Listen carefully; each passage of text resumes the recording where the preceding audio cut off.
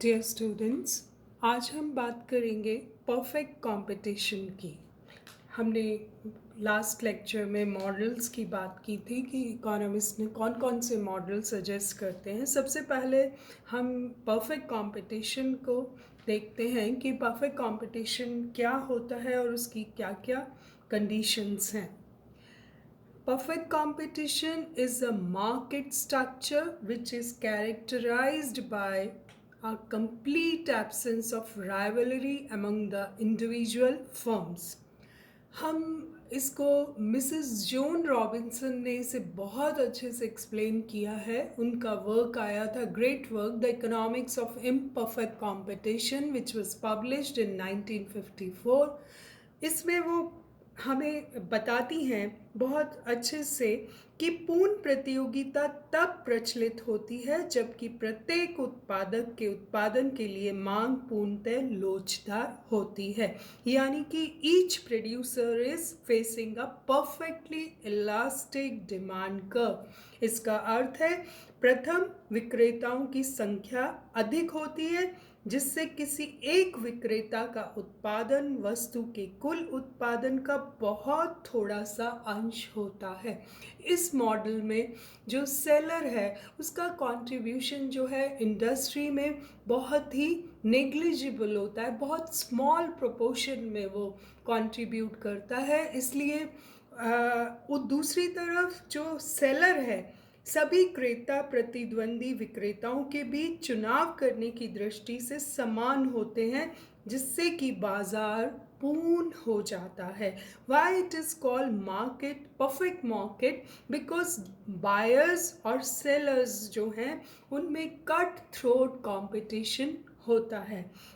Economist कहते हैं कि जितने भी मॉडल्स हैं उसमें जो जिसमें मैक्सिमम जो कट थ्रोट कंपटीशन है वो परफेक्ट कंपटीशन में ही पाया जाता है, यानी कि सेलर्स और बायर्स दोनों ही मार्केट को पर्सनली इफ़ेक्ट नहीं कर पाते हैं। इसे हम और डिटेल में पढ़ना चाहेंगे। यहाँ मैं आपको एक्सप्लेन कर दूँ कि इंडस्ट्री और फर्म्स में क्या फ़र्क है। कोई भी परफेक्ट कंपटीशन में an industry is defined as a group of firms producing a homogeneous or identical product। एक उद्योग में बहुत सारी फर्म्स होती हैं जो आइडेंटिकल प्रोडक्ट का प्रोडक्शन करती हैं, जो कि वस्तु है वो बिल्कुल ही सेम होती है, उसमें रत्ती भर भी डिफरेंस नहीं होता। The technical characteristics of the product as well as the services associated with it sales and delivery are identical. हम यहाँ मानकर चलते हैं कि टेक्निकली भी उस प्रोडक्ट में, उसकी सर्विस प्रोवाइड करने में, सेल्स में, डिलीवरी भी सब चीज़ें आइडेंटिकल होती हैं, यानी कि सेम होती हैं। This implies that a firm can not charge different prices because each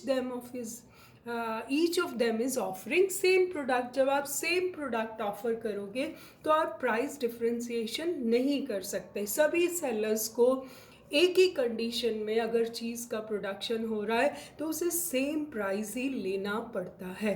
the firm is price taker and the industry is price maker, यानी कि इंडस्ट्री, सारी फर्म्स मिलकर एक प्राइस डिसाइड करती हैं और एक इंडिविजुअल फर्म का इफ़ेक्ट नहीं कर सकती प्राइस ऑफ द प्रोडक्ट को। इसे हम और डिटेल में पढ़ते हैं कि फीचर्स क्या हैं और एजम्पशंस क्या हैं परफेक्ट कंपटीशन की। तो उसमें सबसे पहला जो एजम्पशन हम मान कर चलते हैं, जो कंडीशन मस्ट है, वो है कि large number of buyers and sellers. आप इसे समझें कि large number of buyers and sellers से क्या मतलब है कि वस्तु के क्रेता एवं विक्रेता दोनों की संख्या बहुत अधिक है, यानी कि A single seller as well as a single buyer alone cannot affect the market price. जब किसी चीज़ को खरीदने वाले भी बहुत हैं तो बेचने वाले भी बहुत हैं, और वो बहुत छोटे प्रोपोर्शन में सेल करते हैं या बाय करते हैं, तो वो पूरी इंडस्ट्री को, पूरी मार्केट को इफ़ेक्ट नहीं कर पाते। यहाँ मैं आपको एक बात बताऊँ कि if a firm increases it's price, then all its customer will be lost to other firm selling at a lower price. अगर सेम प्रोडक्ट एक फर्म महंगा बेचेगी तो लोग दूसरी फर्म की तरफ दूसरे सेलर से वो चीज़ खरीद लेंगे, और इससे क्या होगा कि उसके सारी सेल जो है ख़त्म हो जाएगी।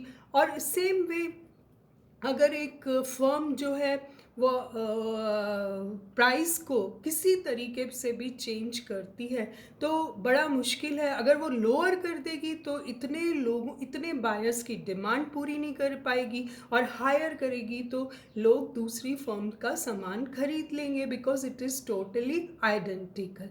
तो ये जो है, इसीलिए फर्म को कभी भी परफेक्ट कंपटीशन मॉडल में a single firm has no incentive to either increase or decrease its price, because वो इतनी बड़ी इंडस्ट्री में वो बहुत ही छोटे प्रोपोर्शन में कंट्रीब्यूट करती है। नेक्स्ट इज प्रोडक्ट होमोजेनिटी, यानी कि जो प्रोडक्ट है, जो ग्रुप ऑफ फर्म्स है इंडस्ट्री में, वो सभी एक आइडेंटिकल प्रोडक्ट को बना रही हैं। टेक्निकली भी सारी जो सर्विस भी हैं, जो सेल डिलीवरी सब सेम है, तो प्रोडक्ट जो है जो निकल कर आता है वो they are charging, because the product is identical, that's why they are charging the same price. और दूसरी बात जो निकल के आती है कि a single firm is a price taker and industry is a price maker. तो नेक्स्ट जो हम देखें, इसका जो गोल है वो है free entry and free exist of the firms. Very important component है इस मॉडल का कि कोई भी बैरियर्स नहीं होते। No firm can affect the price of the product. क्यों? क्योंकि जैसे ही वो ज़्यादा प्रॉफिट कमाएगी तो नई फर्म्स एंटर हो जाएंगी और प्रोडक्शन बढ़ जाएगा और प्राइस गिर जाएगी। तो दूसरी फर्म्स बहुत सरलता से उसमें प्रवेश कर सकती हैं, उद्योग में प्रवेश कर सकती हैं। They have complete freedom to move in and move out of the industry. If the barriers exist, the number of firms in the industry may be reduced so that each one of them may acquire power to affect the price in the market. इतनी बात तो आप भी समझते हैं, अगर किसी भी इंडस्ट्री में फ्यू फर्म्स होती हैं तो वो पावरफुल हो जाती हैं और वो प्राइस को इन्फ्लुएंस कर सकती हैं। लेकिन परफेक्ट कंपटीशन में इतनी सारी फर्म्स हैं कि वो प्राइस को बिल्कुल भी इफ़ेक्ट नहीं कर पाती, और नई फर्म्स आती और जा सकती हैं बहुत सरलता से। नेक्स्ट मोटिव है sales maximization. The goal of all the firms in the industry is to maximize sales, no other goals are pursued. आप वैसे रियल वर्ल्ड में आप देखते हैं कि प्रॉफिट मैक्सिमाइजेशन ही एम होता है सभी इंडस्ट्री का, but in case of perfect competition sales maximization ही गोल रहता है, because they only want to maximize the sales. Next हम देखें तो नो गवर्नमेंट रेगुलेशन, ना तो यहाँ पर कोई गवर्नमेंट इंटरवेंशन है, ना टैरिफ्स हैं, ना सब्सिडीज़ हैं, ना राशनिंग है। इसकी वजह से ही प्राइस जो है वो हमेशा सेम भी रहता है और कोई बैरियर्स भी नहीं है। इकोनॉमिस्ट ने इसे कल्पना किया है कि इसमें कोई भी गवर्नमेंट का इंटरवेंशन और रेगुलेशन लागू नहीं होता इस मॉडल में। Again the economist in this model they have assumed perfect mobility of factors of production, यानी कि कंप्लीट फैक्टर्स ऑफ प्रोडक्शन को भी कंप्लीट फ्रीडम है कि वो मोबाइल होते हैं, वो एक जगह से दूसरी जगह can move out, can move in a particular job. ऐसा हमने मान के चल रहे हैं. It is also assumed that workers can move between different jobs, which implies that skills can be developed equally. So not only in price market, but also there is perfect competition in the markets of the factors of production as well. Then perfect knowledge.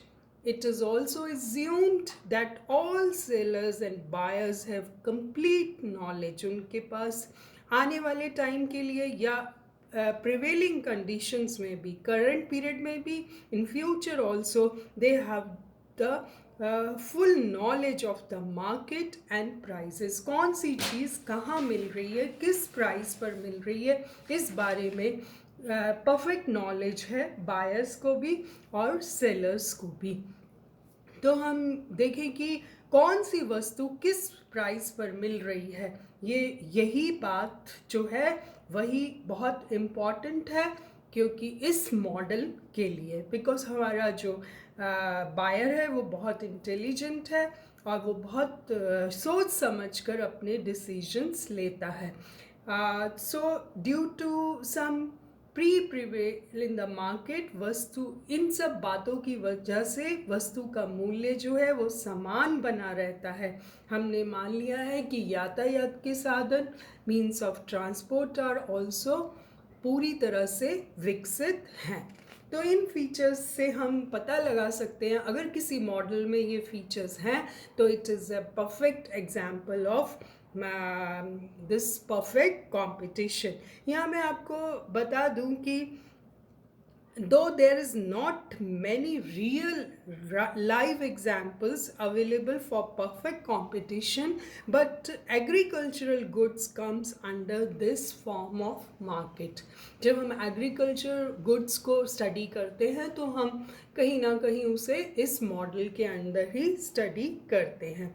If we compare output level produced by perfectly competitive firm and monopoly, we can find that monopoly में it produces less and charges higher price than perfectly competitive firm.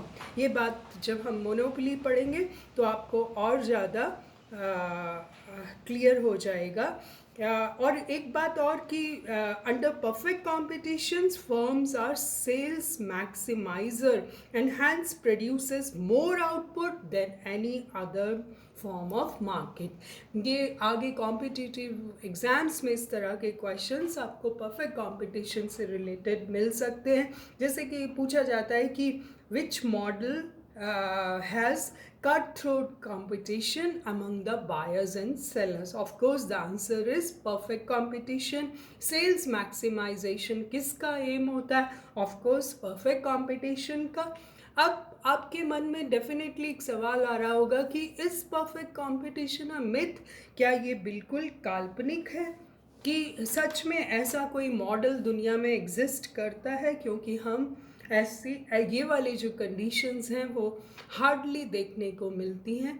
जो कहा जाता है कि अर्थव्यवस्था के वास्तविक कार्यकरण को समझने के लिए पूर्ण प्रतियोगिता को समझना आवश्यक है, जबकि उसके अगेंस्ट में ये दिया जाता है कि it is not easy entry and exist of firm. किसी भी इंडस्ट्री में जाने के लिए फर्म को बहुत मेहनत करनी पड़ती है. It is not so easy.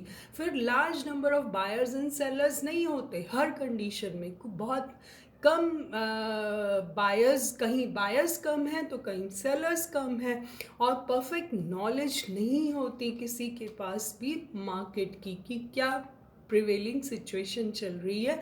And we can not expect, because बहुत आने वाला वक्त जो होता है बहुत ही उसके बारे में कुछ भी प्रिडिक्शन करना इट्स नॉट सो ईजी. फिर perfect mobility of factors of production भी नहीं होता. तो ये आर्ग्यूमेंट्स दिए जाते हैं कि अगेंस्ट में, लेकिन फिर भी economist favours perfect competition very much. Why?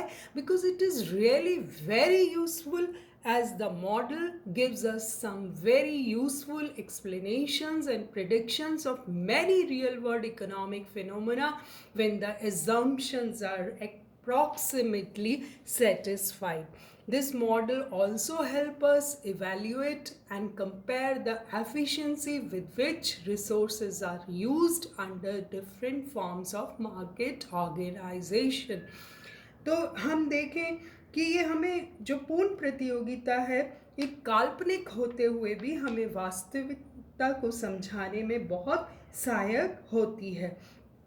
इसी अपूर्ण प्रतियोगिता की जानकारी के लिए पूर्ण प्रतियोगिता का ज्ञान होना अति आवश्यक है, और ये हमें कहीं ना कहीं बायर्स को, सेलर्स को इंस्पायर भी करती है।